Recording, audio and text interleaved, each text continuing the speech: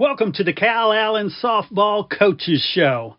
I'm your host, Chris Daly, and each week I will be talking with head coach Teresa Lentz from the Calallen Wildcats softball team. We will jump in right after these messages. Coaches, boosters, parents, every sport deserves a spotlight.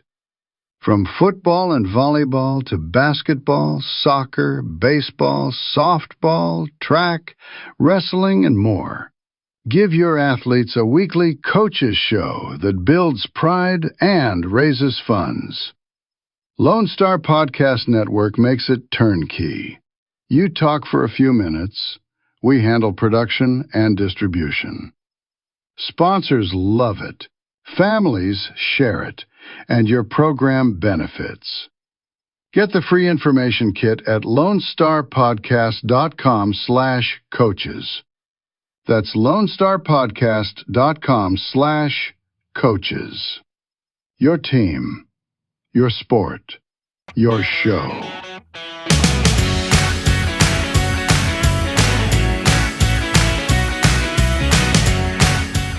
All right, everybody, welcome back to the Calallen Softball Coaches Show with always Coach Teresa Lentz. How you doing, Coach? I'm doing good. How are you, Chris? I'm doing great. And got 10 wins already this season, and it just started. So it's starting off pretty good. We're excited for the competition we faced it the past couple weeks, and it's been a good test for us. We're young in some positions, and at times we're feeling it more than others. But I will say, those young kids that we have are stepping up big time at the plate, and it's really amazing and very, very, very impressive for what they'll be able to do for them just coming in and jumping on board. Usually the hitting part is something that takes a little longer, but they seem to be getting real comfortable in the box, and we couldn't ask for anything better to happen, especially after graduating Brooklyn Metter. So this is a good addition that we're getting right now. So we're excited. Nice. And we have to talk about the last tournament because, gosh, 3 games in a row, giving up 8 runs. Where are we in terms of fielding right now?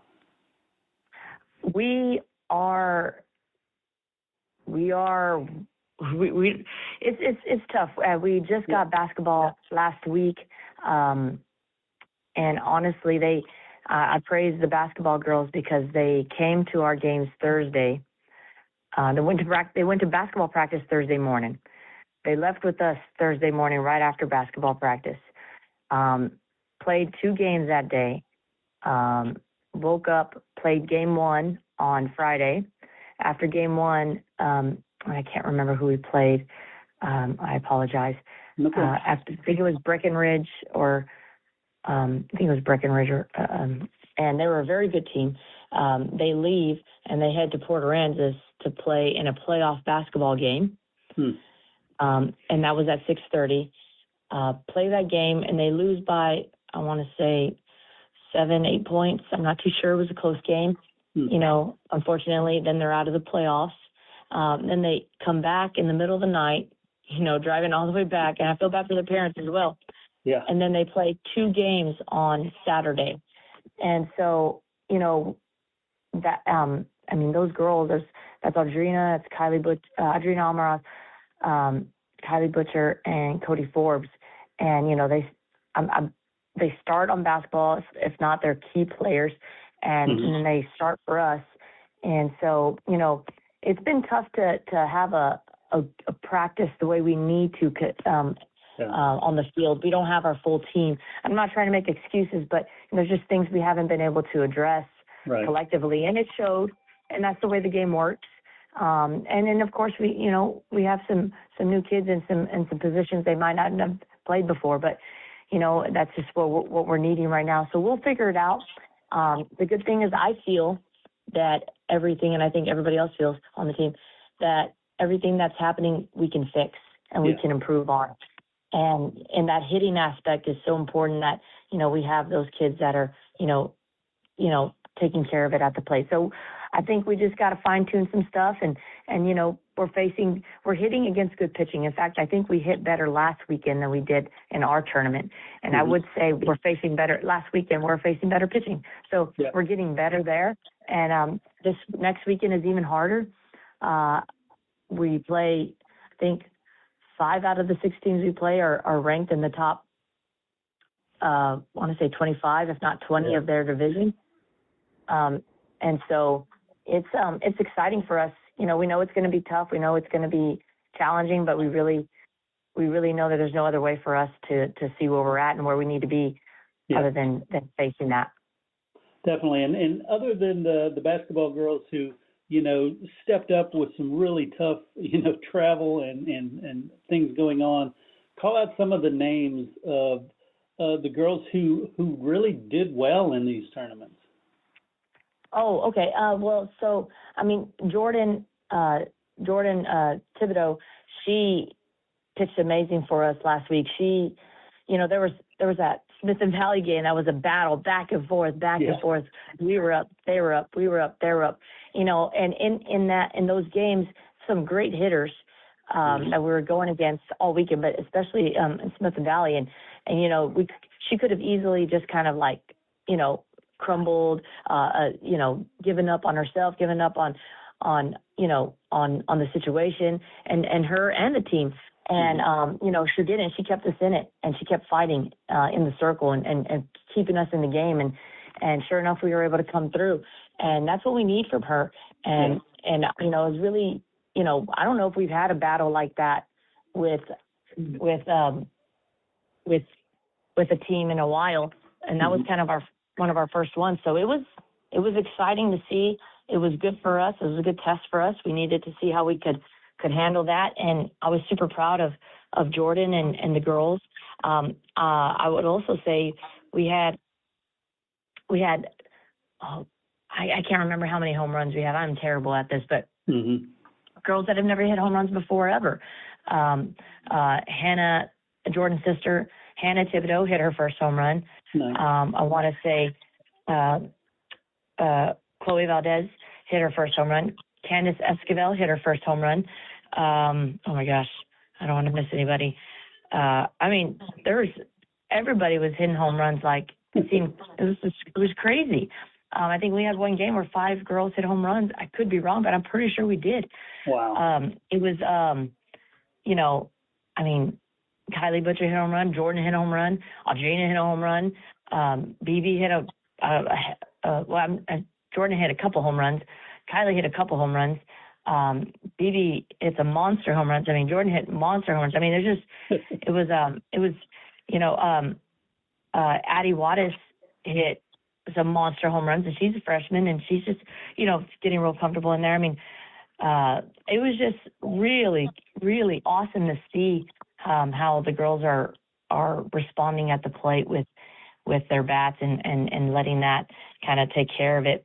But on the flip side, like I said, and you mentioned it, our defense kind of needs to get tightened up. And so, this week, it's a short week. We played on Tuesday, and that was a tough game.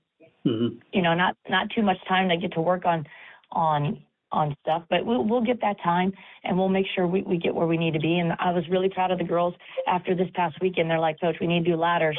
And ladders is something that we do that's super hard. Yeah. It's very mentally challenging, and they wanted that challenge because they know that we got to get better. So I was proud of the girls for wanting to do something about where we weren't this past weekend. So we still got a long way to go. And we're just going to continue to go out there and play hard and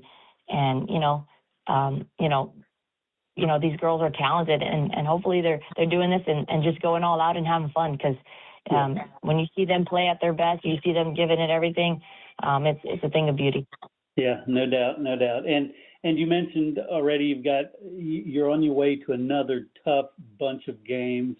How do you keep it light, or what is the mood when you're traveling to something like this? You've been playing tough tournaments, you're going to another tough tournament. How do they travel? I think they're excited to get out and to get away from school. I know they recognize the teams that we're going to play are some of the best in the state. I think we're playing Conroe, and they're 6A, and they're number 9 in 6A. Barbers Hills, number 3 in 5A. I believe we're playing Summer Creek. They're like probably top 25 in 6A. We're playing Katy, who's number 3 in 6A, who just probably moved up because they beat Melissa last weekend. And so, we're going to finish the weekend off with Deer Park. So we're going to hit it hard. We don't expect it to be easy. We don't want it to be easy, but we're up for the challenge, and we're just going to play Calallen softball and play as hard as we can and take this mentally grueling weekend and make us better. I believe that with all my heart. And if we can handle this weekend, I think this is a good test for us to be able to handle the playoffs and to prepare us to doing what we want to do this season. And I know the girls are really, there's nothing that they want more, and this is what they work hard for. So it's all part of the process, and we just got to keep that in mind. I love it. It's going to be exciting, that's for sure. I can't wait to talk to you next week, and hopefully we're talking about some really great growth, or maybe also some big wins. Yes, I agree. I agree. All right, Coach. Thank you so much. Thank you, Chris. Have a good one. Bye-bye.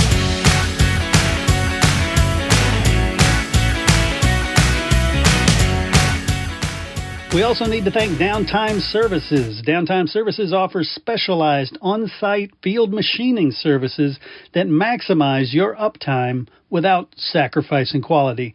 Their team of expert field machining services technicians will come to you and repair and modify your equipment on-site and on demand. Downtime Services, whatever you need, whenever you need. Find Downtime Services online at downtimeservices.com or call them at 800-900-1256.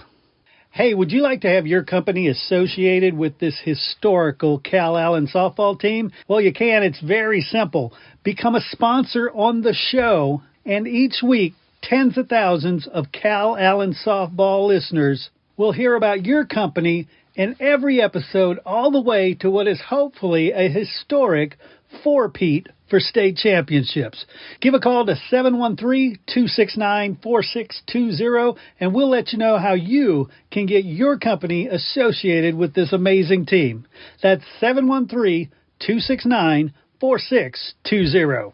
Hey, once again, I want to thank you for tuning in and listening to the Calallen Softball Coaches Show. Please share, subscribe, get the story out about this amazing program, these amazing girls, and don't forget to go out, fill the stands, and support your Calallen Wildcats.